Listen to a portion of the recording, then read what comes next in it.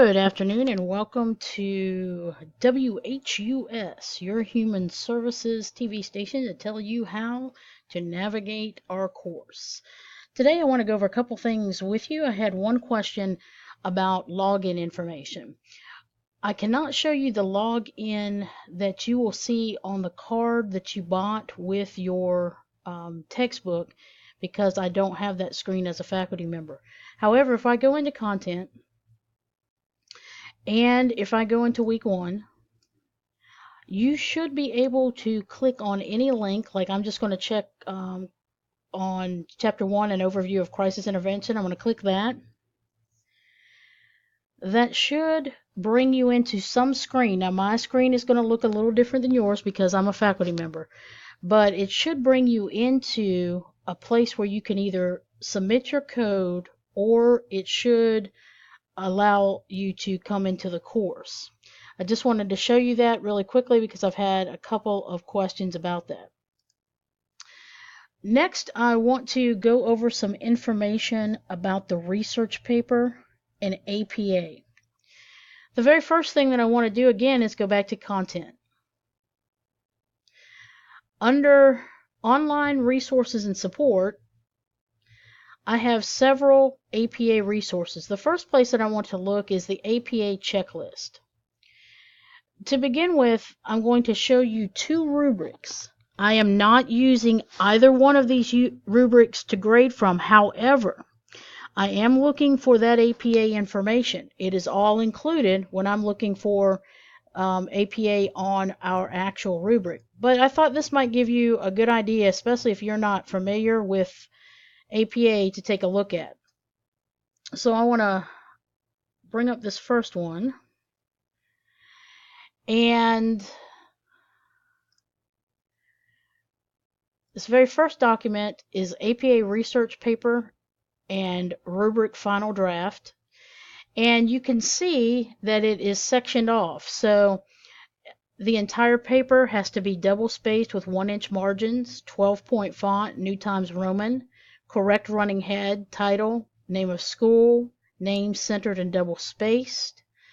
I'm not going to read all of this to you, but I want to call your attention just to use this as a checklist for yourself. It's very helpful. It's laid out well, and it will help you begin your APA paper. The introduction should be engaging, and an intro gains attention. Now, understand this is not like an essay for MLA. This is also a very objective, factual paper, and we're looking for a concise thesis statement, the main idea. So you want to have a main idea or an idea that you're trying to research. What is your question? What are you trying to support and say on the crisis that you are researching? The body, this of course is a 2-page minimum, but we know that our assignment is 5 pages. So each paragraph needs to relate to your thesis or your main idea. The paragraphs need to be logically organized. You need to have statements that support and do not state the obvious. Transitions used between and within paragraphs. The conclusion needs to wrap up the paper's main ideas without restating them verbatim. Style, you want to be formal without being too wordy, free of slang, contractions, or text speak, free of personal pronouns, free of you, variety of sentence structures. Also, you want the language to be vivid and descriptive, no overused words. You want active verbs prevail over passive verbs. Also, with some grammar, you don't want any run-ons, no fragment sentences. No, you want your verbs to agree with your subjects, pronoun and agree with antecedents. No spelling errors, no homophone errors such as bear or bear, weather or weather. Capitalization is correct. So this is just a little format to help you. The same thing with the second one, but I'm not going to go so much into that. You can look at that on your own. What I want to focus on for the next couple moments is the 2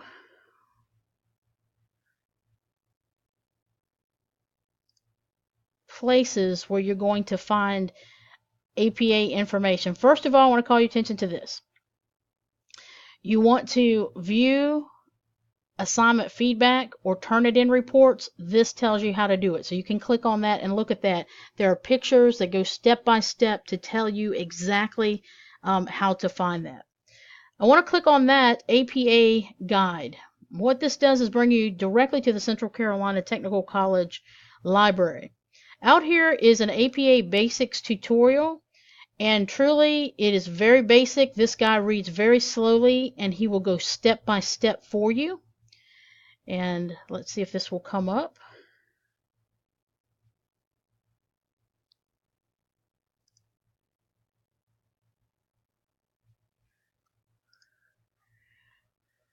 When you go to this course, it is online and he will take you step by step through an entire APA paper.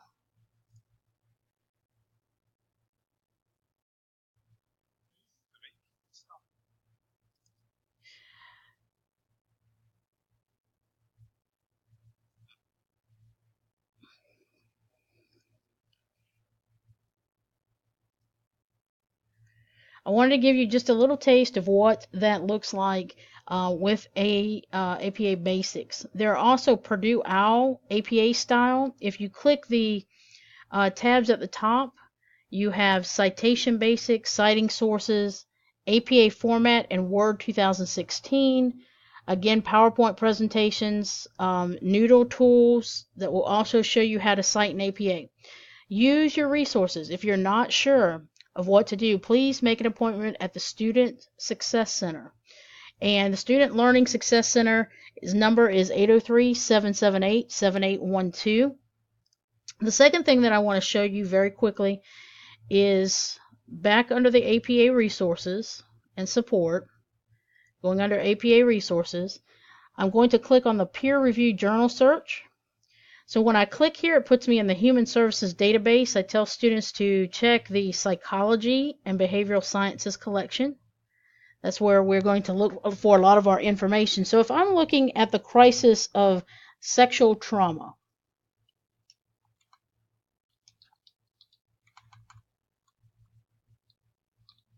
okay, so I've got that typed in.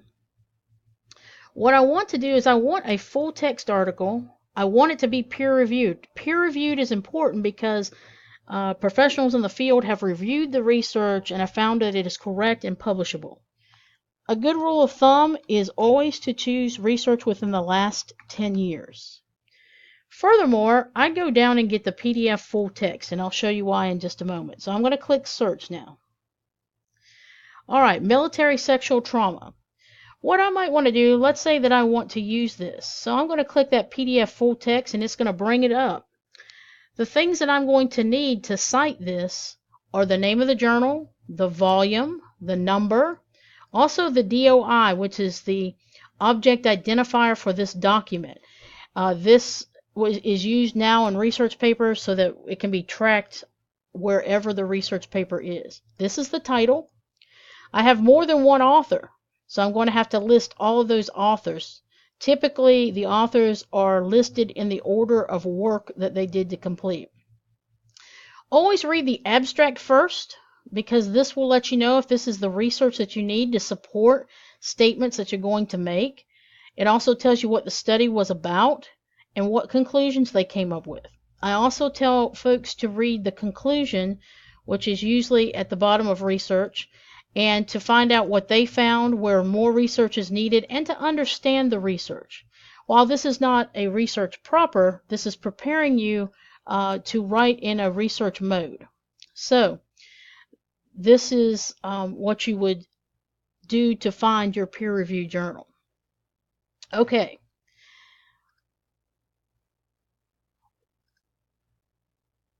What I want to show you now in the next remaining moments is that in Word,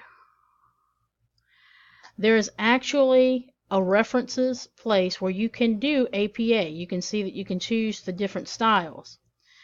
I'm going to use this just to show you. You could do a book, a journal article, a report. So I'm going to do a book. I'm going to do Cannell Christie. You definitely want to put the last name first, first name last. If I had more authors, I could hit edit and add as many authors as I need to. So the title of the book is A Guide to Crisis Intervention. It's 2017. Fullerton, I believe, is the city that it was published in. The publisher, of course, is Cengage. Now, I want to show you something. When I hit this, this gives me an in-text or in-body of the paper citation. So it would be appropriate if I wrote Crisis, the perception of a client is important in crisis intervention. So let's say that I need to cite that. I'm just going to hit Christy Cannell under Incite Citation and put my period at the end. I have just set up an in-body citation. At the end of citations, you do have to have, which one? Bibliography, words cited, references? We know that it's references. However, APA is not 100% correct here, so there's some things that we need to do. I need to come over first off and change this color because we don't need blue. I also have to change the font to a 12-point Times New Roman.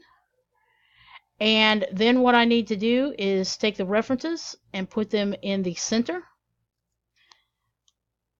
And this would give me my references page if this was the end of my document. I want to show you that. If you ever have any questions, feel free to email me or call me. But I wanted to take a moment to show you again where to access those resources. Also, remember, the paper has to be on a crisis that is in the book.